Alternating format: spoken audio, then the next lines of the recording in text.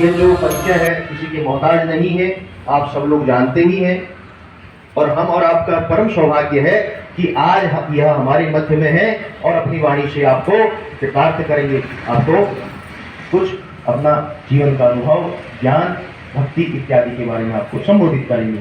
तो आइए सभी लोग तालियों के साथ श्रीमान संजय भारद्वाज जी का स्वागत करें। हम उनसे आग्रह करते हैं कि वो अपने मंच पे विराजमान हो जाएं और हमारे श्री यहाँ के मुख्य सचिव प्रदीप जी श्रीवास्तव जी आकर के माल्यार्पण अथवा शॉल उड़ा करके कमेटी के जो कुछ भिन्न प्राप्त कर सकते हैं, क्योंकि ये साक्षात योगेश्वर का उवाच है। ये कोई सामान्य कथन नहीं है। जीवन में जितनी आशंकाएं हो सकती हैं, जितनी कठिनाइयां हो सकती हैं, जितनी समस्याएं हो सकती हैं, हर एक का समाधान श्रीमद् भगवत गीता देती है। जीवन जीने का एक पूरा का पूरा पथ, एक पूरा मार्ग श्रीमद् भगवत गीता दिखाती है। मनुष्य का जन्म हमारे यहाँ माना गया है कि 84 लाख योनियां हैं। मैं अनेक प्रबोधनों में इसका उल्लेख करता हूँ और इसलिए उल्लेख करता हूँ कि मेरी एकेडमिक एजुकेशन साइंस की रही, केमिस्ट्री और फार्मा की रही।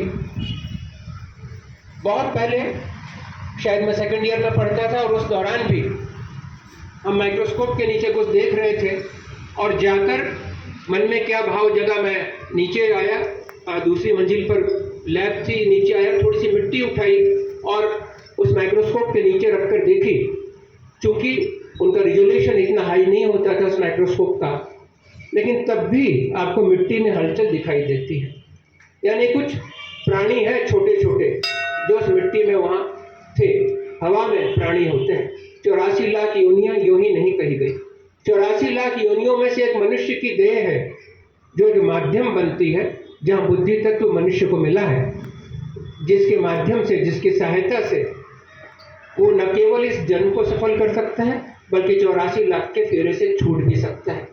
मेरा तो ये मानना है कि 84 लाख से छूटने का भी कोई बहुत बड़ी आवश्यकता नहीं है, लेकिन निरंतर यदि मानव देह मिले तो बहुत कुछ सृष्टि के लिए और जगत के लिए किया भी जा सकता है।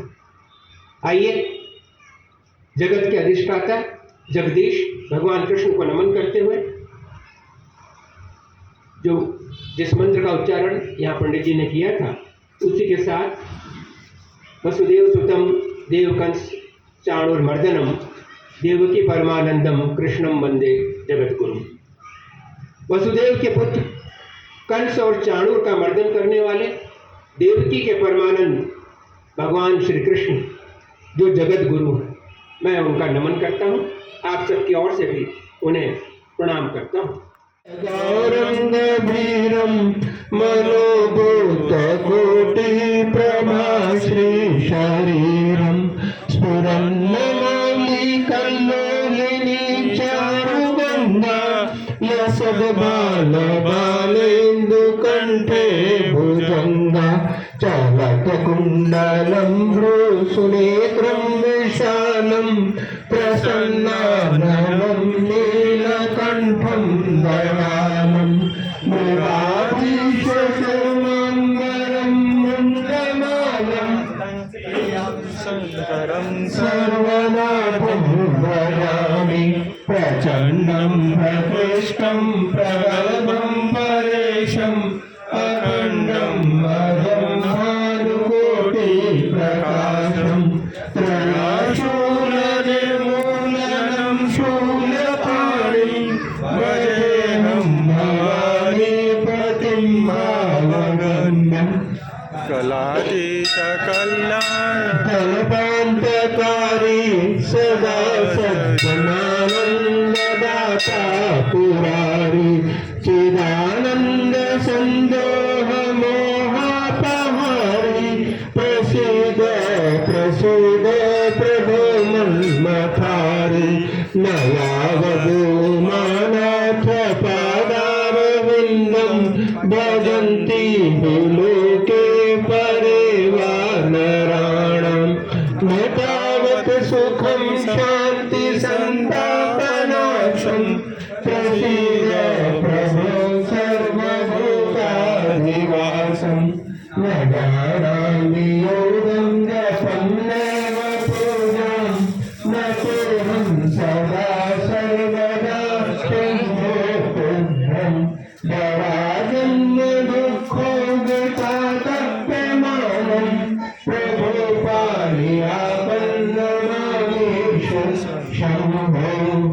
जय शंभो। तो श्रद्धालु यह था रुद्राष्टकम। हमारे यहाँ ऋग्वेद का उद्घोष है संवचन। और मैं आप लोगों से कहना चाहूंगा मित्रों कि कृष्ण ने किस किस तरह के विष पचाए, कैसे पचाए, इसका हम उल्लेख करेंगे। और उससे पूर्व, चूंकि अभी हमने सामूहिक रूप से रुद्राष्टकम किया, इससे पूर्व कि मैं कृष्ण की चर्चा करूं, मैं अनुरोध करूंगा, यहाँ पूर्णिमा जी हैं, कि एक कृष्ण भजन हम उनसे सुनेंगे और उसके बाद में आप सब भी उसमें सम्मिलित होइएगा और उसके बाद में हम लोग आगे इस यात्रा को लेकर चलेंगे। पूर्णिमा जी।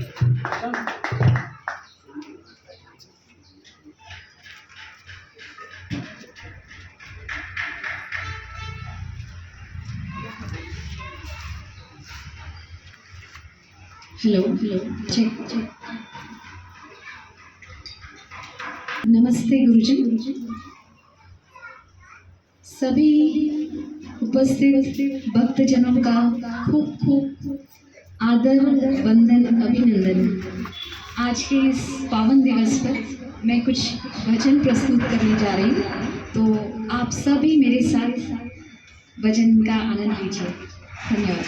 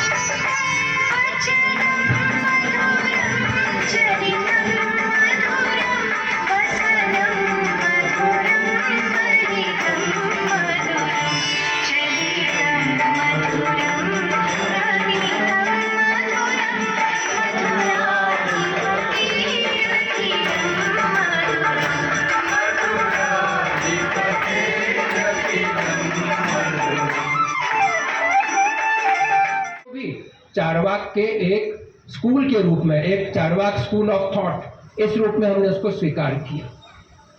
सनातन कभी भी ऐसे नहीं करता, सनातन विस्तार देता है। आपका जो भी भाव है, आप जिस भी भाव से भगवान को भजेंगे उस रूप को वो मानता है। आपके हर एक विचार का अगर कोई स्वागत करता है तो वो सनातन दर्शन है। तो मित्रों, मैं उसी का सम्मान करते हुए कहना चाहूंगा कि योगेश्वर ने ही गीता में कहा कि स्वधर्मे निधनम श्रेय परधर्मो भयावह। अपने धर्म में मरना श्रेयस्कर है। मैं आपसे कहना चाहूंगा कि हमारे यहाँ धर्म क्या है? धार्येत इति धर्मस्य, जिसको धारण किया जाए। सैनिक के लिए धर्म है कि वो सीमा क्षेत्र की रक्षा करे। व्यापारी का धर्म है कि वो सद्मार्ग से व्यापार करे, 2 पैसे कमाए और साथ में समाज का के लिए भी काम करे। ब्राह्मणों का धर्म क्या है? अब यहाँ पर चूंकि आज जो स्थिति है, अनेक बार ब्राह्मणों पर अनेक आक्षेप किए जाते हैं। मैं ये कहना चाहूंगा, यस्क मुनि ने कहा था, बहुत विद्वान बात है वहां से, जन्मना जायते शूद्र। हम सभी अज्ञानी के रूप में जन्म लेते हैं, लेकिन जो चरम है, ब्रह्म जानात इति ब्राह्मण, जिसने ब्रह्म को जान लिया वो ब्राह्मण है। हमारे यहाँ मित्रों जन्म परंपरा से कोई ब्राह्मण नहीं था, कोई अन्य वर्ण व्यवस्था नहीं थी। आप वेदों का अध्ययन कीजिए। जो जिस कर्म में गया, हम में से कई लोग पुणेकर सरनेम यहाँ लगाते हैं, कोई नगरकर लगाता है। ये सब क्यों है? हम जहाँ के वासी हो गए, हम जिस कर्म क्षेत्र में गए, जिसने जिसको अपना लिया, कितनी ऊंची बात थी। ब्रह्म जानात इति ब्राह्मण है, जिसने ब्रह्म को जान लिया। और ब्रह्म को जानने के लिए तो अनेक जन्म लग जाते हैं। उस रूप में तो हम में से कोई भी वो योग्यता नहीं रखता। अतः धर्म क्षेत्र, हर एक को अपने अपने धर्म का पालन करना है। आप जिस क्षेत्र में, यदि आप शिक्षक हैं तो आपका काम है, और सबको एक संतुलन दिया है। संतुलन इस तरह से दिया गया है कि अध्ययन करना, अध्यापन करना। यदि आप अध्ययन कर रहे हैं तो अध्यापन कीजिए, यदि आप दान ले रहे हैं तो आप दान दीजिए, यदि आप यज्ञ कर रहे हैं तो आप यज्ञ करवाइए। सबका संतुलन जो है सनातन ने रखा है। कहीं केवल ग्रहण करना नहीं है। आज का समय है बटोर कर बड़ा होने का, लेकिन सनातन का दर्शन है बांट कर बड़ा होने का। आप जो कुछ प्राप्त कर रहे हैं उसे देना भी सीखिए। यदि आपको आपके पूर्वजों के आशीर्वाद से, यदि आप ज्ञान मार्ग के पथिक हैं, थोड़ा सा भी यदि आपको लगता है, लोगों को लगता है कि आपके पास थोड़ा भी ज्ञान है, तो आपका कर्तव्य है कि आप उस ज्ञान का प्रसार करें। यदि आपके पास धन है तो आपके परिवार की आवश्यकता के बाद या परिवार की आवश्यकता के साथ थोड़ा सा आप समाज के लिए कर सकें। यदि आप चाहे तन से करें, चाहे मन से करें, चाहे धन से करें, जिस क्षेत्र में आप जो सेवा दे सकते हैं वो सेवा निरंतर दी जानी चाहिए। और मित्रों, इस सेवा का अभाव हमको आज कहां पर लेकर आ गया। मैं संध्या के समय जब भ्रमण कर रहा होता हूँ, प्रायः देखता हूँ, चूंकि मैं खड़की में रहता हूँ और बड़ी संख्या में दुकानें, उनको पार करते हुए जब मैं देखता हूँ, आज हर दुकान में बाहर की ओर यूं बंडल के बंडल, क्रेट पर क्रेट मिनरल वाटर रखा हुआ होता है। ये वही देश है जहां पर प्याऊ लगती थी, जहां पर पानी का कोई पैसा लेना अधर्म था, पाप था। आज सबसे ज्यादा यदि कुछ बिक रहा है तो पानी बिक रहा है। हमने हमारी नदियों को प्रदूषित कर दिया। सभी कुछ सरकार और सत्ता कैसे करेगी? नदियों का प्रदूषण हम करेंगे और स्वच्छता का काम केवल उनके पास रहेगा, ये तो सोचना ही गलत है। यदि आप नदियों की स्वच्छता कर रहे हैं, यदि आप पर्यावरण का रक्षण कर रहे हैं, तब भी आप धर्म कर रहे हैं, तब भी आप अपने कर्तव्य का निर्वाह कर रहे हैं। तो धर्म क्षेत्र कुरुक्षेत्र है, जिसे धारण किया जाए वो धर्म है। और इस अर्थ में हमारे यहाँ मित्रों, चूंकि चर्चा निकली, मैंने आपसे कहा कि वर्णाश्रम हमारे यहाँ दुखद ये है कि अध्ययन नहीं है। आप देखिएगा कि फला फला राजा ने फला फला ऋषि के साथ अपनी कन्या का विवाह किया। आवश्यक नहीं है कि ऋषि किसी खास वर्ण का हो, पर राजा क्षत्रिय ये तो तय है। यानी वर्णों के बीच में आपस में विवाह भी हुआ करता था। इसी तरह अगला जो भाग है, चूंकि मैंने कहा सैद्धांतिक पक्ष है, किम कुर्वत संजय, मैं इसे सीधे आम लोगों के साथ जोड़ता हूं। धृतराष्ट्र ने पूछा कि ये दोनों सेनाएं क्या कर रही है, संजय मुझे ये सूचित करो। मित्रों, धृतराष्ट्र को नेत्र नहीं थे, अतः धृतराष्ट्र का यह पूछना तो स्वाभाविक है कि बाकी के लोग क्या कर रहे हैं। मैं यह प्रश्न आपके और मेरे सब के लिए आप लोगों के सामने प्रस्तुत करना चाहता हूं। ईश्वर ने हमको नेत्र दिए हैं, ईश्वर ने हमको अनेक इंद्रियां दी हैं। प्रश्न है कि हम क्या कर रहे हैं। सुबह उठने से लेकर रात होने तक के हमारे पूरे रूटीन पर हम विचार करें। अधिकांश दूसरे की निंदा, अकर्मण्यता, तमाम तरह के जुगाड़, दूसरों के अधिकार का अपहरण, क्या इसीलिए हमने मनुष्य देह पाई? पूरा दिन जो है, जब दो लोग बात कर रहे होते हैं तो तीसरे की निंदा उसमें सामान्यता आती है। प्रश्न यही है कि हम क्या कर रहे हैं। मित्रों, मुझे याद आता है एक विज्ञापन बड़ा लोकप्रिय हुआ था, आप लोगों ने भी सुना होगा, देखा होगा, दूरदर्शन पाया करता था, क्या चल रहा है, और उसके बाद फला फला एक बॉडी स्प्रे, एक डिओ स्प्रे चल रहा है, इस तरह का विज्ञापन था। इसी तर्ज पर एक बार किसी मित्र को फोन किया, उससे पूछ लिया कि क्या चल रहा है। उसने कहा मैं यही विचार कर रहा हूं कि आज तक क्या किया, क्या चल रहा है और आगे क्या होगा। चिंतन का विषय है। निरंतर अपने आप से प्रश्न करना चाहिए कि क्या चल रहा है। दिन में अनेक बार हम आईना देखते हैं, विचार कीजिए, पूछिए अपने आप से कि क्या चल रहा है, और तब आपको समय एक विचार आएगा मन में कि और कुछ चल रहा हो या ना चल रहा हो, जीवन प्रतिक्षण घट रहा है। एक साधु महाराज से, गुरुजी से उनके शिष्य ने कहा कि महाराज, कितना सुविधाजनक होता कि यदि मनुष्य के जन्म के साथ ही ईश्वर उसकी मृत्यु की दिनांक भी बता देता, तो मनुष्य को जो कुछ कर्म करने होते जीवन में उनकी एक सूची बना लेता, निश्चित समय में वो सारे काम पूरे कर लेता, और उसके बाद में जब विदाई का समय आता तो बिना किसी पश्चाताप के चला जाता। गुरुजी ने कहा बेटा, मुझे बाकियों का तो पता नहीं, लेकिन तेरी मृत्यु आज से 8वें दिन होगी, और मैं किसी कार्य विशेष से जा रहा हूं, 8वें दिन लौटूंगा। कहकर गुरुजी निकल गए। गुरुजी तो निकल गए, शिष्य सुनने के साथ ही थर थर कांपने लगा, चेहरा पीला पड़ गया और सब कुछ भूलकर उसने खटिया पकड़ ली। 8 दिन मृत्यु की प्रतीक्षा में बीते कि अब आया काल, तब आया काल, और फिर गुरुजी 8वें दिन अवतरित हुए और पूछा कि बेटा, सारे काम जो भी तुमने सोचे थे कर लिए?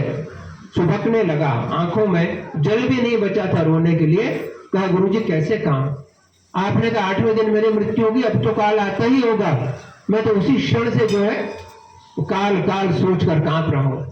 गुरुजी ने कहा कि तेरा काल कब आएगा, मेरा काल कब आएगा, सच कहूं तो मैं भी नहीं जानता। तुझे असत्य कहने के प्रायश्चित स्वरूप में 8 दिन के साधना पर चला गया था।